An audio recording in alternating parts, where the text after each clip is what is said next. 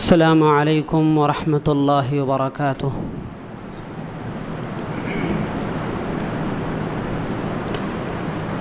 الحمد للہ الجلیل القہار والصلاة والسلام علی نبی المختار وعلی آلہ وصحبہ ومن تبعهم بإحسان إلى يوم القرار، اما بعد فاعوذ باللہ السمیع العلیم من الشیطان الرجیم من همزه ونفخه ونفسه، بسم اللہ الرحمن الرحیم۔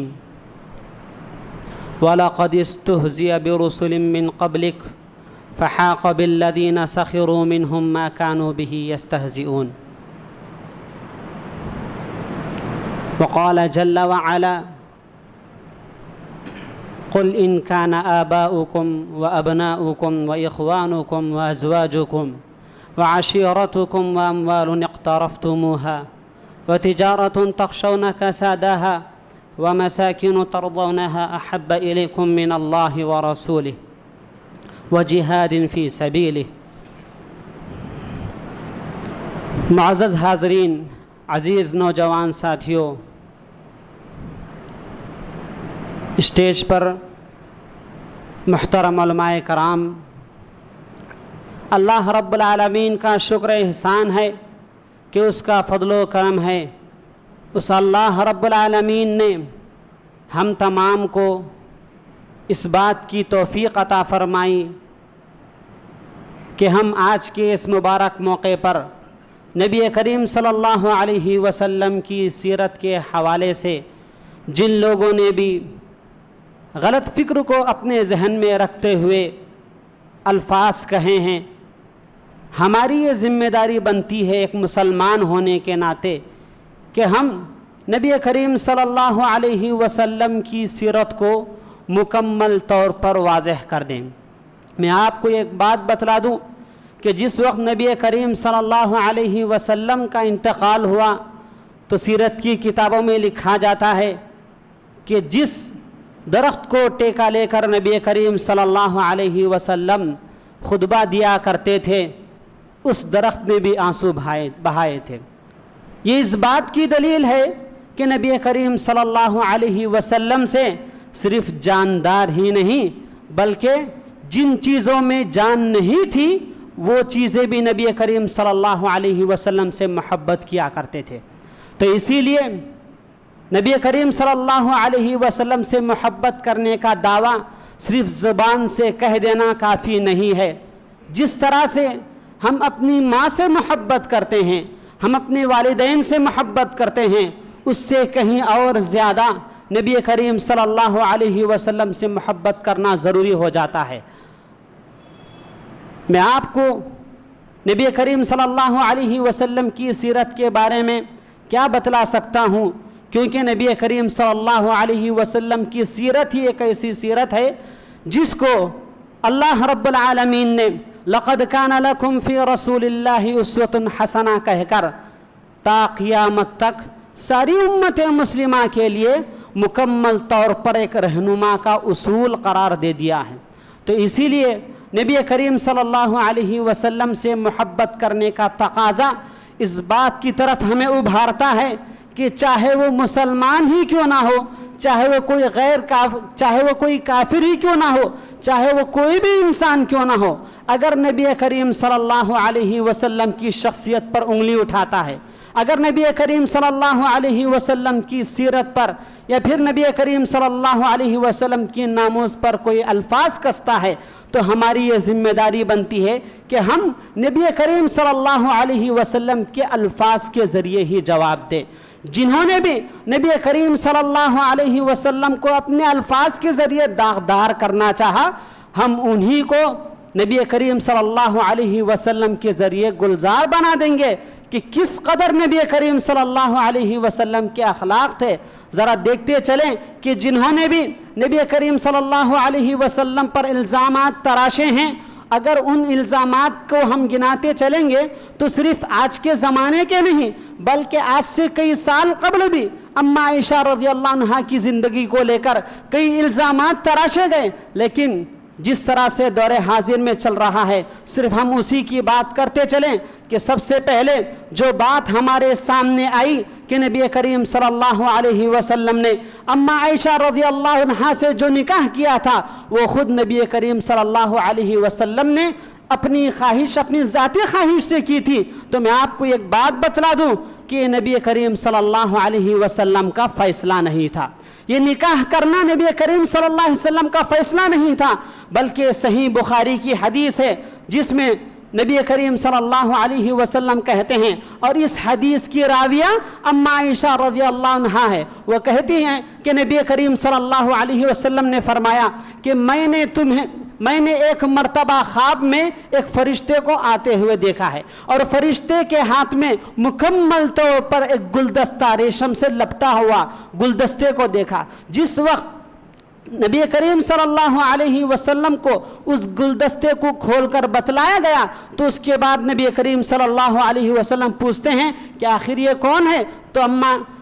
जिब्राइल अलैहिस्सलातु वस्सलाम कहते हैं, जो फरिश्ते वहाँ लेकर आए थे ख्वाब में, तो वो कहते हैं कि हाज़िही इम्राअतुक, ये तुम्हारी औरत है, ये तुम्हारी बीवी है। ये नबी करीम सल्लल्लाहु अलैहि वसल्लम का फैसला नहीं था कि खुद नबी करीम सल्लल्लाहु अलैहि वसल्लम अम्मा आयशा रज़ियल्लाहु अन्हा से निकाह करें, बल्कि अल्लाह रब्बुल आलमीन का ये फैसला था कि अल्लाह रब्बुल आलमीन अम्मा आयशा रज़ियल्लाहु अन्हा से निकाह करवाना चाहता था। सिर्फ इतना ही नहीं, हम अच्छी तरह से जानते हैं जब किसी लड़की की शादी होती है या फिर किसी लड़के के साथ जोड़ा बनाना होता है, तो कई चीज़ों का उसमें मुकम्मल तौर पर शुमार होता है, और हम अच्छी तरह से ये भी जानते हैं कि ख़ानदान वालों का उसमें सबसे बड़ा हाथ होता है। तो इसीलिए ज़रा देखते चलें कि क्या अम्मा आयशा रज़ियल्लाहु अन्हा के वालिदैन इस निकाह से राज़ी थे या नहीं थे। खौला बिनते हकीम जो कि एक सहाबिया हैं, नबी करीम सल्लल्लाहु अलैहि वसल्लम की ज़िंदगी पर जब देखती हैं कि जिस वक्त नबी करीम सल्लल्लाहु अलैहि वसल्लम की चहीती बीवी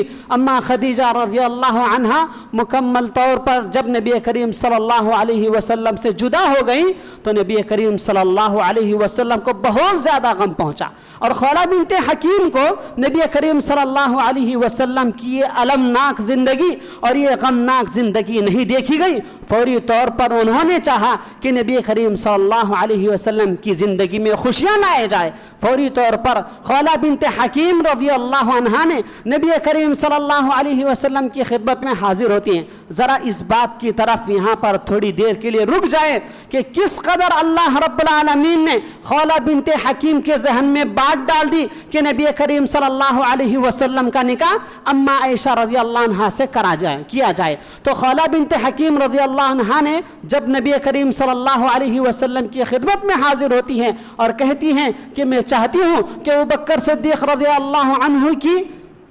मुकम्मल तौर पर जो बेटी है उस बेटी से आपका निकाह कर दिया जाए, उस बेटी से आपका निकाह कर दिया जाए। तो नबी करीम सल्लल्लाहु अलैहि वसल्लम खौला बिनते हकीम रज़ियल्लाहु अन्हा को अबू बकर सिद्दीक़ रज़ियल्लाहु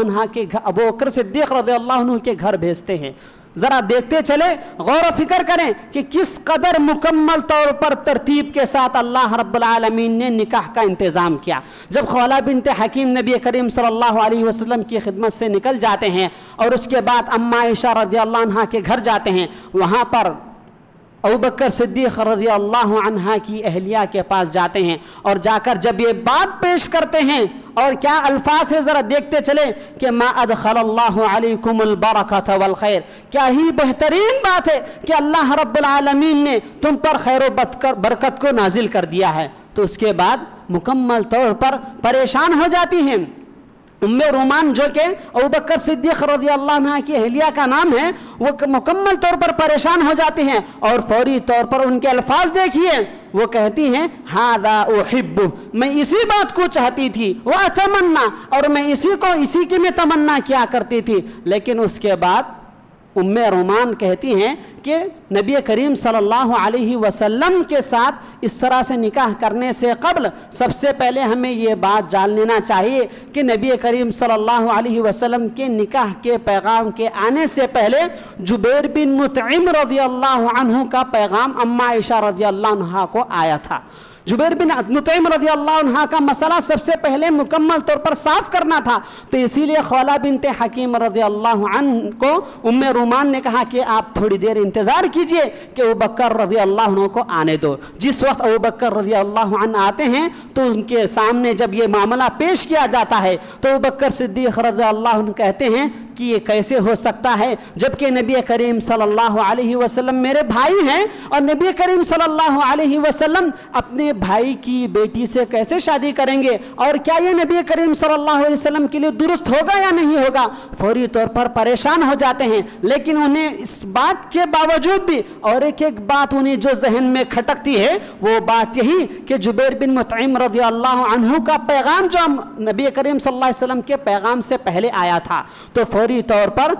जुबैर बिन मुतइम रज़ियल्लाहु अन्हु के घर जाते हैं और जैसे ही वहां पर कदम रखते हैं तो जुबैर बिन मुतइम रज़ियल्लाहु अन्हु की वालिदा जो कि मुशरिका थी वो फौरी तौर पर अपनी ज़ुबान से कहती है, ज़रा तसव्वुर कीजिए कि अल्लाह रब्बुल आलमीन किस कदर नबी करीम सल्लल्लाहु अलैहि वसल्लम के निकाह का इंतज़ाम कर रहा है और किस कदर जो जो परेशानियां और जो जो मुसीबतें थी अम्मा आयशा रज़ियल्लाहु अन्हा और नबी करीम सल्लल्लाहु अलैहि वसल्लम के दरमियान निकाह होने के लिए तमाम परेशानियों को अल्लाह रब्बुल आलमीन दूर करता चला गया। फिर उसके बाद जब नबी करीम सल्लल्लाहु अलैहि वसल्लम का पैगाम सुनने के बाद फौरी तौर पर अबू बकर सिद्दीक़ रज़ियल्लाहु अन्हु जुबैर बिन मुतइम रज़ियल्लाहु अन्हु के पास जाने के बाद वहाँ पर जब फौरी तौर पर दाखिल होते ही जुबैर बिन मुतइम रज़ियल्लाहु अन्हु की वालिदा कहती हैं कि क्या ये दुरुस्त होगा, मुझे डर है कि अगर मैं अपने फर्जंद का निकाह आपकी बेटी से करा दूं तो मुझे डर है कि कहीं आपके दीन में दाखिल ना हो जाए, कहीं आपके दीन में दाखिल ना हो जाए। तो उसके बाद इस बात को अबू बकर सिद्दीक़ रज़ियल्लाहु अन्हु सुनने के बाद कुछ नहीं कहते। फिर उसके बाद फौरी तौर पर जुबैर बिन मुतइम रज़ियल्लाहु अन्हु के वालिद के पास जाते हैं और कहते हैं कि आपकी अहलिया इस तरह से कह रही हैं। तो उसके बाद उनसे भी ये तायद मिलती है कि हाँ बिल्कुल वो यही बात कह रही हैं। लेकिन जिस वक्त अबू बकर सिद्दीक़ रज़ियल्लाहु अन्हु मुकम्मल तौर पर मसले का हल सुन लिया तो फौरी तौर पर उनके दिल में एक खुशी की लहर फूटती है और मुकम्मल तौर पर खुशी और इत्मीनान के साथ आ जाते हैं घर को। और खौला बिनते हकीम रज़ियल्लाहु अन्हा से कहते हैं कि नबी करीम सल्लल्लाहु अलैहि वसल्लम को बुला लीजिएगा। ज़रा इस बात पर बाज़ लोगों को शक होगा कि कैसे नबी करीम सल्लल्लाहु अलैहि वसल्लम को अपने घर की दावत दे रहे हैं। लेकिन यहाँ पर अरब में उमूमन ये मुकम्मल तौर पर माहौल था कि जब कभी भी किसी को पैगाम भेजा जाता है तो औरत के घर में लोग आकर के औरत के घर में आकर के उनसे पैगाम मांगते थे, मुकम्मल तौर पर पैगाम पेश करते थे। तो इसीलिए नबी करीम सल्लल्लाहु अलैहि वसल्लम को बुलाया गया था। इस कदर मुकम्मल तौर पर उनका निकाह हो चुका है। अब हमें मुकम्मल तौर पर यह बात अच्छी तरह से समझ में आ गई कि नबी करीम सल्लल्लाहु अलैहि वसल्लम के निकाह का फैसला किसका था, ये अल्लाह रब्बुल आलमीन का था। और इस वाक़ये को इमाम अहमद ने मुस्नद अहमद में ज़िक्र किया है और इमाम तबरानी ने अपनी मुअज्जम में ज़िक्र किया है और हदीस नंबर 50 पर 7 है मुकम्मल तौर पर। और इसी तरह से इस ख्वाब की रिवायत कहाँ मौजूद है, सही बुखारी में 3890 पर 5 हदीस नंबर है। इस हदीस में हमें मुकम्मल तौर पर मिल जाता है। और आगे देखते चले कि और कैसे कैसे इल्ज़ामात नबी करीम सल्लल्लाहु अलैहि वसल्लम और अम्मा आयशा रज़ियल्लाहु अन्हा पर लगाए गए कि क्या निकाह मुआशरे के खिलाफ था।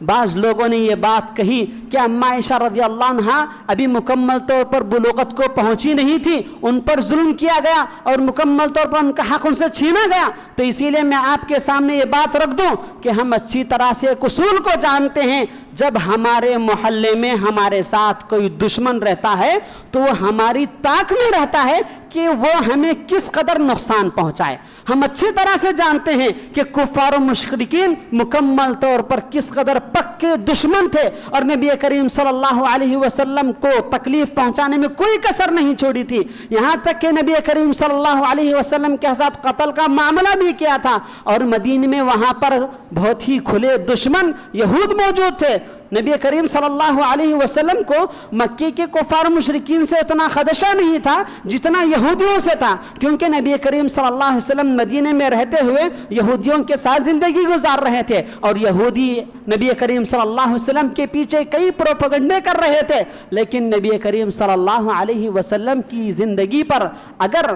तानाशीनी करना होता। नबी करीम सल्लल्लाहु अलैहि वसल्लम के साथ जो निकाह हुआ है, अगर ये निकाह मुआशरे के खिलाफ होता, अगर ये निकाह उनके माहौल के खिलाफ होता, तो क्या कुफार मुशरिकीन फौरी तौर पर बातें नहीं कसते? क्या यहूद नबी करीम सल्लल्लाहु अलैहि वसल्लम पर इल्ज़ामात नहीं लगाते? 1400 साल तक मुस्तशरिकीन आने से कबल 1400 साल तक किसी ने ये इल्ज़ाम नहीं लगाया, लेकिन आज के ज़माने में ये इल्ज़ामात कहाँ से आ गए? ये इल्ज़ामात को हम कैसे बर्दाश्त कर सकते हैं? तो इसीलिए मेरे भाइयों, नबी करीम सल्लल्लाहु अलैहि वसल्लम पर जो इल्ज़ामात लगाए जा रहे हैं ये बेजा इल्ज़ामात हैं, और मुआशरे की दलीलों को अगर हम सामने रखेंगे तो हमें मुकम्मल तौर पर पता चलता है कि उस मुआशरे में ये कोई नई चीज़ नहीं थी, यानी अरब के ज़माने में ये कोई नई चीज़ नहीं थी। ये नबी करीम सल्लल्लाहु अलैहि वसल्लम की ज़िंदगी से पहले भी कई अंबिया इकराम के साथ इस तरह से मामला पेश आया था। आगे देखते चलें कि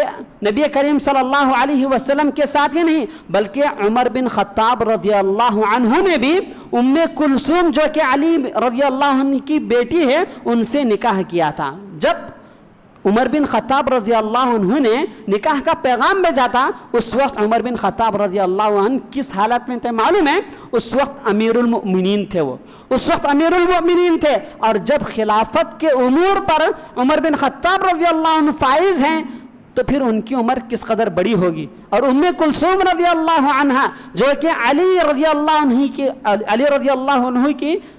बेटी हैं, उनके साथ निकाह हुआ है। तो ये तमाम चीज़ें हमें क्या बात बतलाती हैं? ये तमाम चीज़ें हमें इस बात की तरफ इशारा करती हैं कि नबी करीम सल्लल्लाहु अलैहि वसल्लम ने अम्मा आयशा रज़ियल्लाहु अन्हा से जो निकाह किया था वो कोई ऐब की बात नहीं है, वो कोई नई बात नहीं है। और इसी तरह से आगे देखते चलें कि यहूदियों की किताब में अल किताब अल मुक़द्दस जो किताब है, नबी करीम सल्लल्लाहु अलैहि वसल्लम की ज़िंदगी में कई ऐसी रिवायत भी आई हैं, लेकिन इस किताब में मरियम रज़ियल्लाहु अन्हा के बारे में आता है, मरियम अलैहिस्सलातु वस्सलाम के बारे में आता है कि जिस वक्त मरियम अलैहिस्सलातु वस्सलाम के साथ अभी वो करिश्मा पेश नहीं आया था, यानी ईसा अलैहिस्सलातु वस्सलाम की पैदाइश अभी नहीं हुई थी, उससे कबल 12 साल की उम्र में यूसुफ नज्जार ने 80 पर 9 साल की उम्र में मरियम अलैहिस्सलातु वस्सलाम को निकाह का पैगाम भेजा था। यूसुफ नज्जार ने 80 पर 9 साल की उम्र में मरियम अलैहिस्सलातु वस्सलाम को निकाह का पैगाम भेजा था। ये कोई नई चीज़ नहीं है जो कि छोटी उम्र की लड़कियों के साथ निकाह करना, ये मुकम्मल तौर पर पहले ज़माने से चलती आ रही है। तो इसलिए मेरे भाइयों, जो चीज़ें जो इल्ज़ामात ये लगा रहे हैं कि मुआशरे के ख़िलाफ़ है, ये जुल्मन किया गया, ये तमाम चीज़ें इस बात की तरफ मुकम्मल तौर पर हमें वाज़ेह कर देती हैं कि ये चीज़ जो नबी करीम सल्लल्लाहु अलैहि वसल्लम ने अम्मा आयशा रज़ियल्लाहु अन्हा के साथ निकाह किया था, ये मुकम्मल तौर पर साफ बात थी, इसमें कोई गलत बात मुकम्मल तौर पर हरगिज कभी मौजूद नहीं थी। और कोई इंसान इस तरह से सोचता भी है तो उसकी सोच गलत है, उसकी फिक्र गलत है। उसे चाहिए कि उस माहौल को जरा पढ़ना चाहिए, उसे चाहिए कि मक्के के हालात को मालूम करना चाहिए। आज इस सोशल मीडिया के दौर में अगर कोई इंसान अरब की लड़कियों के बारे में यह बात कह रहा है कि 6-8 साल की उम्र में अरब की लड़कियां मुकम्मल तौर पर शादी के लायक नहीं होती, तो फिर उसको अरब की तारीख को पढ़ना चाहिए कि हमें पता चलेगा कि किस कदर उस जमाने में अम्मा आयशा रज़ियल्लाहु अन्हा ने मुकम्मल तौर पर 8 साल की उम्र में वो बालिग हो चुकी थी। और अम्मा आयशा रज़ियल्लाहु अन्हा के बारे में यह भी बताया जाता है कि वो बहुत ही जबरदस्त चालाक फतीन औरत थी, ये ऐसी वैसी मामूली औरत नहीं थी। हाँ, उम्र का तकाजा था कि अम्मा आयशा रज़ियल्लाहु अन्हा ने अपनी उम्र के मुताबिक बच्चियों के साथ खेला करती थी, लेकिन अल्लाह रब्बुल आलमीन की जानिब से जब ये फैसला आ रहा है कि नबी करीम सल्लल्लाहु अलैहि वसल्लम के साथ निकाह किया जाए, तो फिर इसमें कोई शक की बात ही नहीं है कि नबी करीम सल्लल्लाहु अलैहि वसल्लम की अहलिया अम्मा आयशा रज़ियल्लाहु अन्हा को अल्लाह रब्बुल आलमीन फतानत ज़हानत से मुकम्मल तौर पर भरपूर अता कर सकता है। और आगे देखते चले कि यह भी एक इल्ज़ाम लगाया गया कि अम्मा आयशा रज़ियल्लाहु अन्हा इस निकाह से राज़ी नहीं थी। अगर किसी इंसान पर कोई इंसान इल्ज़ाम लगाता है तो उस इल्ज़ाम को हटाने के लिए उस इंसान के अल्फाज को सुनना पड़ता है। जिस तरह से हम अच्छी तरह से जानते हैं कि अगर कोर्ट में کسی انسان پر الزام لگایا جاتا ہے تو ہم دنیا کے اصول کو جانتے ہیں کہ اس انسان سے اس کے الزام پر بات کیا ہے، اس الزام کے بارے میں وہ کیا کہنا چاہتے ہیں، مکمل طور پر سنا جاتا ہے۔ اب آگے دیکھتے چلیں کہ نبی کریم صلی اللہ علیہ وسلم کی اہلیہ اما عائشہ رضی اللہ عنہا پر جو الزام لگایا گیا کہ یہ اس نکاح سے راضی نہیں تھی، تو پھر اللہ رب العالمین کی یہ آیت ان کے الزامات پر کافی ہے۔ یا ایھا النبی قل لازواجک ان کنتن تردن الحیاۃ الدنیا وزینتها فتعالین، اے نبی کریم صلی اللہ علیہ وسلم آپ اپنے ازواج مطہرات سے کہہ دیجئے کہ اگر تم دنیاوی زندگی چاہتے ہو، اگر تم اس کے رنگ و زیب و زینت چاہتے ہو، تو پھر آؤ میں تمہیں مکمل طور پر اچھی چیزیں دے کر کے میں اچھی طرح سے چھوڑ دیتا ہوں، اور سرحکن سراحا جمیلا، میں تمہیں مکمل طور پر اچھی طرح سے خوبصورتی کے انداز میں نان و نفقہ دے کر کے میں چھوڑ دیتا ہوں۔ جب یہ آیت نازل ہوئی، اس آیت کو لے کر کے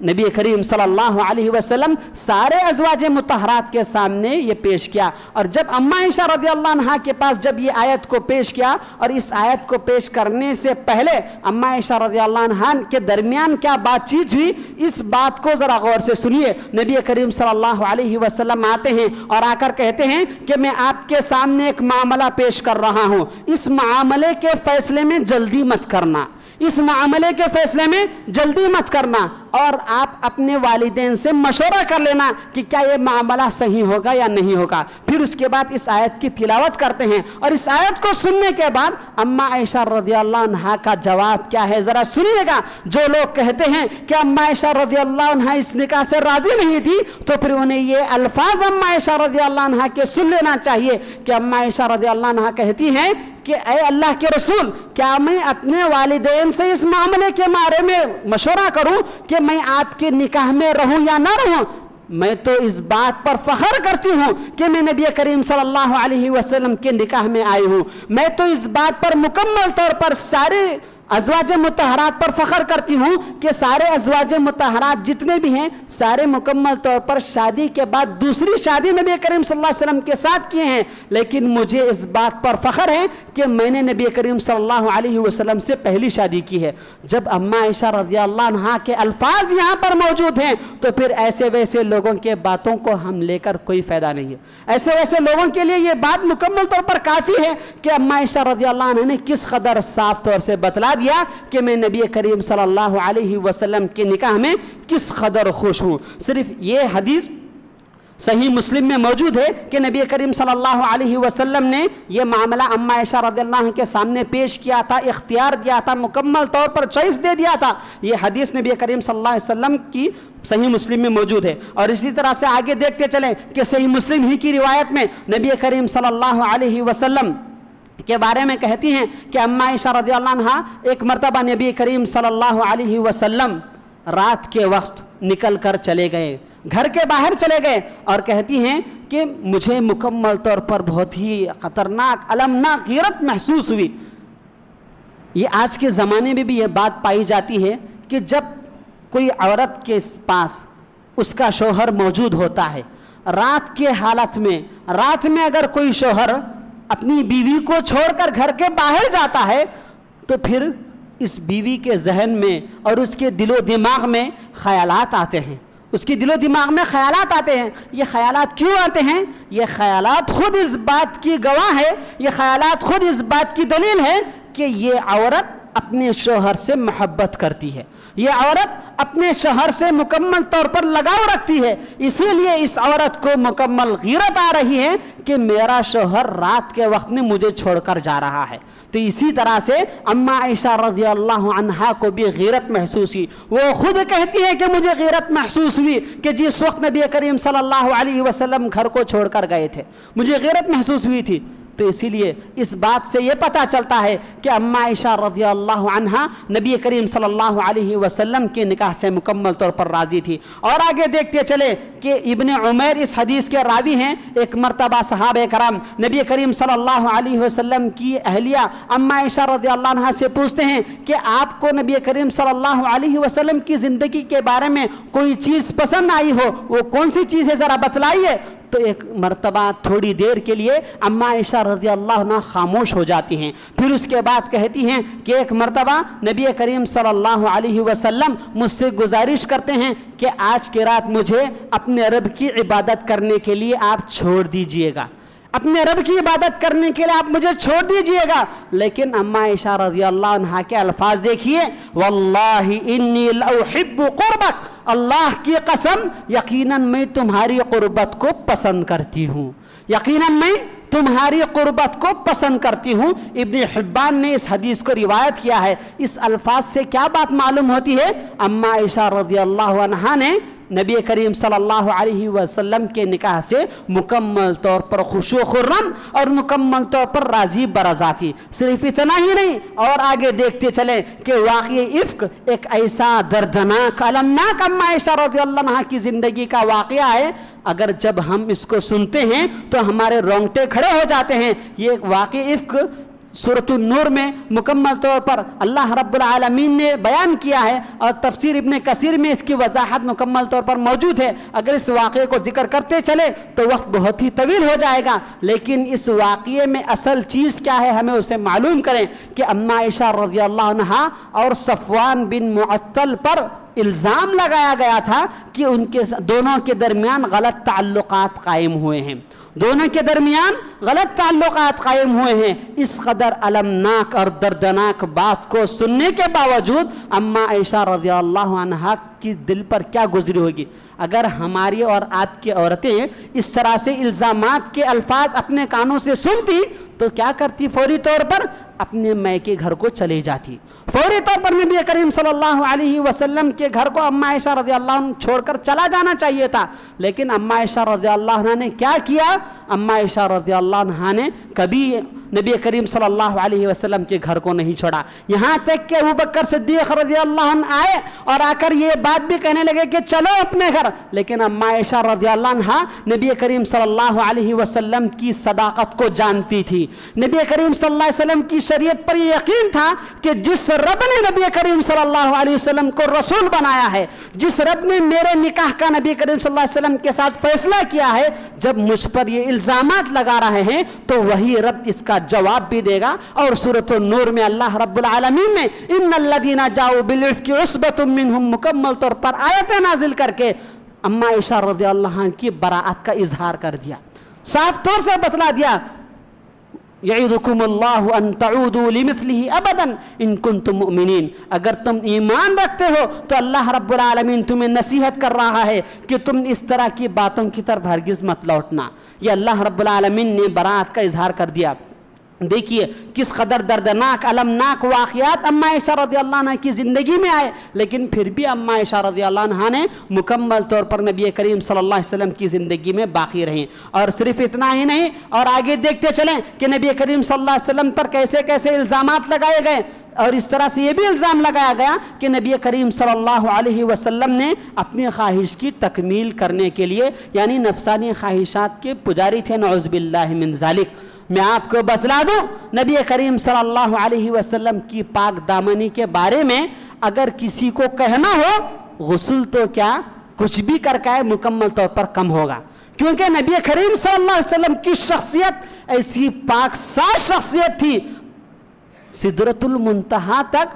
جبرائیل علیہ السلام کو جانے کی اجازت نہیں تھی, نبی کریم صلی اللہ علیہ وسلم وہاں پہنچ گئے تھے. نبی کریم صلی اللہ علیہ وسلم اور ایسے ویسے لوگ آ کر کے نبی کریم صلی اللہ علیہ وسلم کے بارے میں ایسے ویسے الفاظ کہہ رہے ہیں, جبکہ رب العالمین نے کس طرح سے الفاظ نبی کریم صلی اللہ علیہ وسلم کے بارے میں کہہ رہا ہے. ایک بات یہاں پر میں ذکر کر دینا مناسب سمجھتا ہوں کہ اللہ رب العالمین کی تعریفی کلمات کے بارے میں اگر ہم لکھتے جائیں گے اور اس روئے زمین پر جتنے بھی سمندر کے پانی ہیں ان تمام پانی کو سیاہی بنا دیا جائے اور سارے درختوں کو مکمل قلم بنا دیا جائے اور اللہ رب العالمین کی تعریفی کلمات کے بارے میں لکھتے جائیں گے, تب بھی یہ ساری چیزیں ختم ہو جائیں گی اور اللہ رب العالمین کی تعریفی کلمات ختم نہیں ہوں گے. جب اس قدر عزتوں والا رب اور اس قدر اکرام والا رب کسی نبی کی شان میں انک لعلی خلق عظیم کہہ کر اخلاق کی مکمل طور پر ایک تصویر پیش کر رہا ہے، تو پھر ایسے ویسے لوگ جن کے بارے میں اللہ رب العالمین نے سورۃ الممتحنہ میں میرا اور اللہ رب العالمین کا دشمن قرار دے کر یہ بات بتلا دیا، تو پھر نبی کریم صلی اللہ علیہ وسلم کے بارے میں یہ لوگ کیسے تانوشینی کر سکتے ہیں؟ تو اسی لیے میرے بھائیوں ذرا دیکھتے چلے کہ کیا نبی کریم صلی اللہ علیہ وسلم کی نے خواہش کی تکمیل کرنے کے لیے کی تھی؟ ہرگز ایسی بات نہیں ہے۔ ابن القیم نے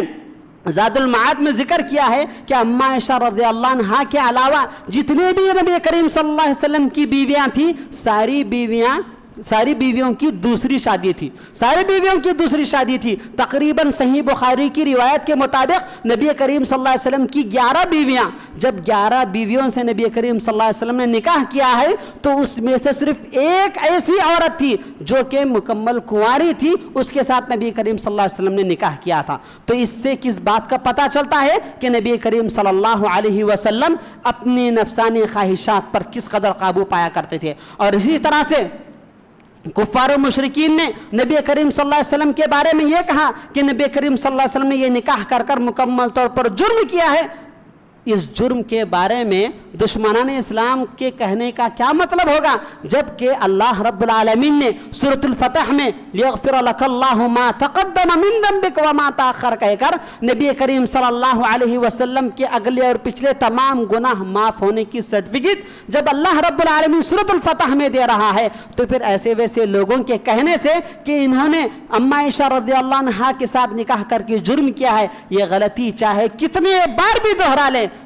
کوئی ہم پر اثر نہیں پڑنے والا۔ کیوں؟ اس لیے کہ اللہ رب العالمین جیسی ذات سورۃ الفتح میں معصوم عن الخطا کی سرٹیفکیٹ نبی کریم صلی اللہ علیہ وسلم کو دے دی ہے۔ اور اسی طرح سے آگے دیکھتے چلیں کہ انس بن مالک رضی اللہ عنہ اس بات پر ذرا غور کرے اور اس کو اچھی طرح سے ذہن میں بٹھا لے، اور جب کبھی بھی کوئی بھی دشمنان اسلام میں سے کوئی بھی انسان آپ کے سے اس طرح سے ٹکراتا ہے تو اس کو یہ حدیث سنا دیجئے گا کہ انس بن مالک رضی اللہ عنہ کہتے ہیں کہ دن اور رات میں سے 1 گھنٹے میں نبی کریم صلی اللہ علیہ وسلم ساری عورتوں سے ملاقات کیا کرتے تھے۔ پھر اس کے بعد انس بن مالک رضی اللہ عنہ کہتے ہیں کہ صحابہ کرام کے مابین یہ گفتگو چلتی ہے کہ نبی کریم صلی اللہ علیہ وسلم کو تقریباً 30 یا 40 مردوں کی طاقت دی گئی تھی۔ نبی کریم صلی اللہ علیہ وسلم کو 30 یا 40 مردوں کی طاقت دی گئی تھی۔ ذرا اندازہ لگائیے گا، ہم جیسے مردوں کو شریعت 4 شادیوں کی اجازت دے رہا ہے، تو پھر ہم جیسے مردوں کی 30 یا 40 مردوں کی طاقت اگر نبی کریم صلی اللہ علیہ وسلم کے پاس موجود ہے تو پھر اگر حساب کریں گے تو نبی کریم صلی اللہ علیہ وسلم کتنی عورتوں سے شادی کرنا تھا؟ نبی کریم صلی اللہ علیہ وسلم 160 عورتوں سے شادی کرنا تھا۔ اگر ایک معمولی انسان کی طاقت اس طرح سے 30 یا 40 مردوں کی طاقت نبی کریم صلی اللہ علیہ وسلم کے پاس موجود ہو تو پھر نبی کریم صلی اللہ علیہ وسلم 160 عورتوں کے ساتھ نکاح کرنا تھا، لیکن نبی کریم صلی اللہ علیہ وسلم نے صرف 11 عورتوں سے نکاح کیا ہے۔ اس بات سے، اس حدیث سے اس بات کا پتہ چلتا ہے کہ نبی کریم صلی اللہ علیہ وسلم نے کس قدر اپنی قوت پر قابو پائے تھے، اور یہ حدیث صحیح بخاری میں موجود ہے۔ اور اسی طرح سے آگے دیکھتے چلے کہ امام حافظ نے فتح الباری میں اسی حدیث کے حوالے سے اس حدیث کی تشریح میں بیان کرتے ہیں ان الرجل من اہل الجنہ، یقیناً جو انسان جنتی انسان ہوتا ہے اسے 100 چیزوں کی طاقت عطا کی جاتی ہے۔ کس کس میں؟ کھانے میں، پینے میں اور ملاقات میں اور شہوت میں۔ کوئی جنتی انسان ہو تو اس جنتی انسان کو مکمل طور پر 100 آدمیوں کی طاقت عطا کی جاتی ہے۔ اور اس حدیث کو امام احمد نے اپنی کتاب میں اور امام نسائی نے روایت کیا ہے، اور امام صحیح نے اس حدیث کو صحیح قرار دیا ہے۔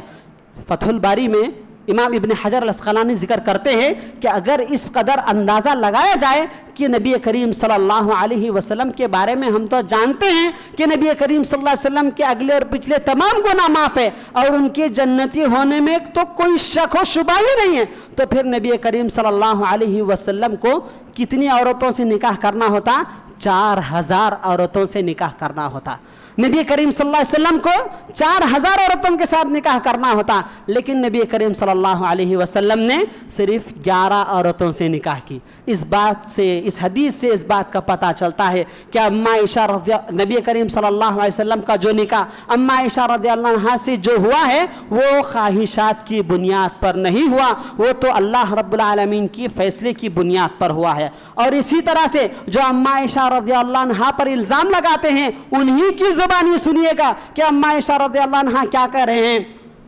अय्युकुम यमलिकु इरबा कमा कान नबी सल्लल्लाहु अलैहि वसल्लम यमलिकु इरबा, तुम में से कौन इंसान है जो कि नबी करीम सल्लल्लाहु अलैहि वसल्लम की तरह अपनी क़ुव्वत पर मुकम्मल तौर पर काबू पाता हो, अपनी क़ुव्वत पर मुकम्मल तौर पर काबू पाता हो। जब खुद अम्मा आयशा रज़ियल्लाहु अन्हा नबी करीम सल्लल्लाहु अलैहि वसल्लम की क़ुव्वत पर बर्दाश्त करने की गवाही दे रही हैं, तो फिर यहाँ पर कोई बात बाकी ही नहीं रही कि नबी करीम सल्लल्लाहु अलैहि वसल्लम को नफ्सानी ख्वाहिशात की कोई ख्वाहिश थी हो। और इस हदीस को इमाम बुखारी ने हदीस नंबर 302 और इमाम मुस्लिम ने 290/3 में बयान किया है। और इस तरह से जो दलाइल मैंने आपके सामने जो जिक्र किए हैं, अगर दलाइल की रोशनी में और बात करते चले तो वक्त बहुत ही ज़्यादा तवील होता जाएगा, लेकिन हम ये भी बात जान लेना चाहिए कि आज के मुसलमानों में भी जिनका ईमान कमज़ोर होता है, जो नबी करीम सल्लल्लाहु अलैहि वसल्लम की सीरत को नहीं जानते हैं, जो नबी करीम सल्लल्लाहु अलैहि वसल्लम की ज़िंदगी के हालात को नहीं जानते हैं, उनके जहनों में भी एक शक व शुबा शयातीन की जानिब से आ सकता है कि आखिर नबी करीम सल्लल्लाहु अलैहि वसल्लम ने इतनी छोटी सी उम्र वाली अम्मा आयशा रज़ियल्लाहु अन्हा से निकाह आखिर क्यों किया। हिकमत के तौर पर सीरत की किताबों में उलमाए कराम ने कई हिकमतें बयान की हैं, लेकिन जो अहम हिकमतें हैं मैं आपके सामने जिक्र करता चलूँ। हम अच्छी तरह से जानते हैं कि जब कभी भी कोई भी इंसान छोटी उम्र से बड़ी उम्र की तरफ बढ़ता जाता है तो माँ बाप को उसके तालीम की फ़िक्र होती है, माँ बाप को उसके तालीम की फ़िक्र होती है। और सोसाइटी में, मुआशरे में ये देखा गया है कि जब बच्चा या फिर बच्ची 6 साल की उम्र को पहुँचते हैं तो उसकी तालीम की फ़िक्र होती है। तो नबी करीम सल्लल्लाहु अलैहि वसल्लम से अम्मा आयशा रज़ियल्लाहु अन्हा के निकाह करने का मकसद अल्लाह रब्बुल आलमीन को ये बतलाना मकसूद था कि अल्लाह रब्बुल आलमीन नबी करीम सल्लल्लाहु अलैहि वसल्लम की शरीयत को अम्मा आयशा रज़ियल्लाहु अन्हा को सिखलाना मकसूद था। नबी करीम सल्लल्लाहु अलैहि वसल्लम का निकाह जब हुआ तो अम्मा आयशा रज़ियल्लाहु अन्हा की उम्र भी 6 साल की थी, और अहादीस के मुताबिक जिस वक्त रुखसती हुई उस वक्त 9 साल की उम्र, या फिर दूसरी रिवायत के मुताबिक 8 साल की उम्र में रुखसती हुई। जब कोई बच्चा या बच्ची 8 साल या 9 साल की उम्र को पहुंचते हैं तो तालीम की फिक्र बहुत ज़्यादा होती है। तो इसीलिए अल्लाह रब्बुल आलमीन ने भी नबी करीम सल्लल्लाहु अलैहि वसल्लम के साथ तलम्मुस करने के लिए, नबी करीम सल्लल्लाहु अलैहि वसल्लम से तालीमात हासिल करने के लिए और रहती दुनिया तक सारी तालीमात अम्मा आयशा रज़ियल्लाहु अन्हा के ज़रिए जितनी भी ख़वातीन मौजूद हैं, इन तमाम ख़वातीन को शरीयत का मकसद बतलाना मकसूद था। और इसी तरह से मसरूक जो कि बहुत ही बेहतरीन ताबई है, वो कहते हैं कि मैंने रसूलुल्लाह सल्लल्लाहु अलैहि वसल्लम के असातिज़ा में से अम्मा आयशा रज़ियल्लाहु अन्हा को देखा है, क्योंकि जब कभी भी कोई भी फ़राइज़ के बारे में सवाल होता तो फौरी तौर पर सहाबा कराम अम्मा आयशा रज़ियल्लाहु अन्हा के पास जा कर के सवालात किया करते थे। मैं आपको बतला दूं, ये फ़राइज़ एक ऐसा सब्जेक्ट है जिस तरह से आज के ज़माने में जो इंसान अकाउंट्स में या फिर हिसाबात में या फिर मैथ्स में माहिर होता है मुकम्मल तौर पर, तो उस बहुत ही कम लोग होते हैं जो कि मैथ्स में या फिर अकाउंट्स में ज़ाबितों को मुकम्मल तौर पर जहन में रखकर बहुत ही फनकारी हासिल करते हैं। तो उसी से कहीं और ज़्यादा मुश्किल तरीन ये सब्जेक्ट है जो कि फ़राइज़ है, जो तरका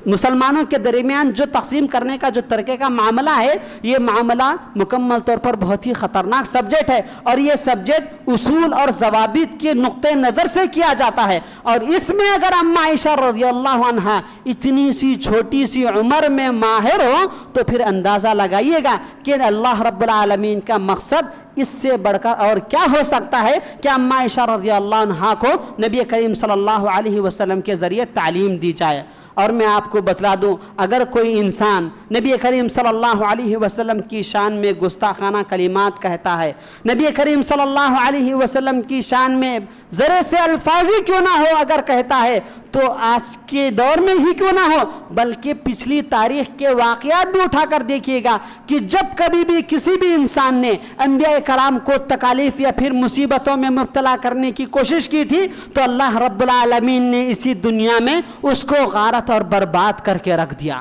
اس کو غارت اور برباد کر کے رکھ دیا۔ اللہ رب العالمین کی شریعت اور نبی کریم صلی اللہ علیہ وسلم کی رسالت کا ہمیشہ سے یہ اصول رہا ہے کہ اللہ رب العالمین کسی بھی گناہ کی سزا آخرت میں دے سکتا ہے، لیکن عموماً تاریخی واقعات میں یہ دیکھا گیا ہے کہ نبی کریم صلی اللہ علیہ وسلم کو تکالیف پہنچانے والے یا پھر انبیاء کرام کو تکالیف پہنچانے والوں کا انجام بہت ہی خطرناک ہوا ہے، اور اللہ رب العالمین کسی بھی گناہ کی سزا آخرت میں دے سکتا ہے، لیکن ظلم ایک ایسا بہت ہی خطرناک اور بدترین گناہ ہے۔ اللہ رب العالمین ظلم کے گناہ کی سزا اسی دنیا میں انسان کو بتلا دیتا ہے۔ اسی لیے صحیح بخاری کی حدیث میں عبداللہ بن عمر رضی اللہ عنہ سے یہ حدیث مروی ہے، کہتے ہیں اتقی دعوت المظلوم، مظلوم کے بددعا سے بچو، زبان سے آہ نکلتی ہے فلک پر رحم لانے کے لیے، بادلوں ہٹ جاؤ راستہ جانے کے لیے۔ اگر کوئی مظلوم انسان صرف یہ بات بھی سوچ لے کہ یہ انسان مجھے تکلیف پہنچا رہا ہے، یہ انسان مجھے ٹھیس پہنچا رہا ہے، اس انسان کو تو کوئی ایک تکلیف پہنچ سکتی ہے، اگر یہ بات بھی کوئی مظلوم انسان سوچ بھی لے گا تو اس سوچ کو بھی اللہ رب العالمین سزا میں تبدیل کر دے گا، اور اس انسان کو اس ظلم کی سزا اسی دنیا میں بتلا دیتا ہے۔ اور سیرت کے واقعات میں ایک واقعے کی طرف ذرا نظر دوڑائیں۔ ہم اچھی طرح سے جانتے ہیں کہ ابو جہل کس قدر خطرناک دشمن تھا نبی کریم صلی اللہ علیہ وسلم کا، اور اس کا بیٹا عتبہ یہ بھی بہت ہی خطرناک دشمن تھا۔ اور ایک مرتبہ عتبہ نے نبی کریم صلی اللہ علیہ وسلم کی شان میں گستاخانہ کلمات کہے تھے، اور کہاں پر؟ بھرے بازار میں۔ اور نبی کریم صلی اللہ علیہ وسلم کی وہ شخصیت تھی، اللہ رب العالمین کے فرشتے نگاہ کے لیے وہاں پر نگہبانی کے لیے آسمان سے زمین پر اترتے تھے، اور یہاں پر یہ کافر انسان اور بھرے بازار میں اور نبی کریم صلی اللہ علیہ وسلم کے بارے میں اگر گستاخانہ کلمات کہہ رہا ہے تو کیا اللہ رب العالمین یوں ہی خاموشی کا مظاہرہ کرے گا؟ ہرگز ایسا نہیں ہو سکتا۔ اللہ کے رسول صلی اللہ علیہ وسلم نے فوری طور پر یہ الفاظ کے ذریعے بدعا کر دی کہ اے اللہ اس پر تیرے کتوں میں سے کتے کو سوار کر دے، تیرے کتوں میں سے کتے کو چھوڑ دے۔ اس کے بعد زاد المعاد میں امام ابن قیم رحمہ اللہ ذکر کرتے ہیں کہ جس وقت عتبہ اپنے خاندان قبیلے کے ساتھ ملک شام کی طرف سفر کیا تھا، وہاں پر رات میں وادی القاصرہ نامی جگہ پر پڑاؤ کیا تھا، قیام کیا تھا، تو اس وقت ابو جہل کو خدشہ لاحق ہوا، کیونکہ ابو جہل اچھی طرح سے جانتا تھا کہ نبی کریم صلی اللہ علیہ وسلم کی رسالت یہ جھوٹی رسالت نہیں ہوتی، کیونکہ 40 سال کی زندگی میں نبی کریم صلی اللہ علیہ وسلم نے اپنے اخلاق سے کفار و مشرکین کے درمیان جو خامیازہ چھوڑا تھا، کفار و مشرکین کے درمیان اپنے اخلاق کے ذریعے جو نصیحتیں کی تھی،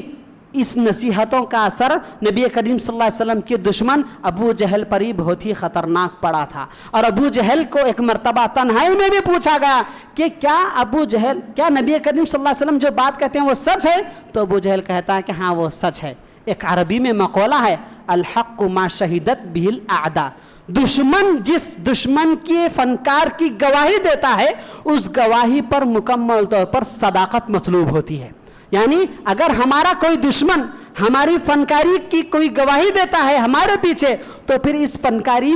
اس فنکاری کے ماہر ہونے میں کوئی شک ہی نہیں ہوتا۔ تو اسی لیے ابو جہل کو مکمل یقین تھا کہ نبی کریم صلی اللہ علیہ وسلم کی بدعا ہرگز رائگاں نہیں جائے گی، تو اسی لیے اس نے اپنے بیٹے کو فوری طور پر کہہ دیا کہ تم بچے رہنا، کیونکہ محمد کی بدعا یہ معمولی بدعا نہیں ہوتی۔ اور عتبہ کو نگہبانی کے طور پر درمیان میں سلایا گیا، اور اطراف و اکناف میں سارے کفار و مشرکین کے سرداران اور ان کے نگہبان موجود تھے، مکمل طور پر موجود تھے، لیکن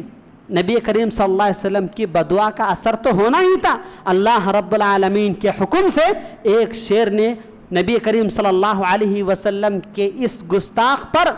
جو جس کا نام عتبہ ہے، اس پر سارے لوگوں پر سے چھلانگ مارتے ہوئے صرف عتبہ کو اس شیر نے زخمی کیا ہے، سارے لوگوں کو چھوڑ دیا، کسی کو زخمی نہیں پہنچایا، صرف عتبہ پر زخمی کیا ہے۔ یہ اس بات کی دلیل ہے کہ نبی کریم صلی اللہ علیہ وسلم پر جس کسی نے بھی گستاخانہ کلمات کہے ہوں، اللہ رب العالمین کبھی اس کو معاف نہیں کر سکتا، کبھی اس کو معاف نہیں کر سکتا۔ تو جب صبح ہوتی ہے تو کفار و مشرکین کے سرداران دیکھتے ہیں، اور دیکھتے ہی فوری طور پر ان کی زبان سے نکلتی ہے، یا ان کے زبان سے الفاظ نکلتے ہیں کہ نبی کریم صلی اللہ علیہ وسلم، محمد کی بدعا نے تو عتبہ کو قتل کر دیا ہے، محمد کی بدعا نے عتبہ کو قتل کر دیا ہے۔ تو اسی لیے میرے بھائیوں، جو لوگ بھی نبی کریم صلی اللہ علیہ وسلم کے شان میں گستاخانہ کلمات کہہ رہے ہیں، انہیں ان الفاظ پر غور کر لینا چاہیے، نبی کریم صلی اللہ علیہ وسلم کے واقعات پر ذرا غور کر لینا چاہیے کہ اللہ رب العالمین کبھی ایسے انسانوں کو معاف نہیں کرتا۔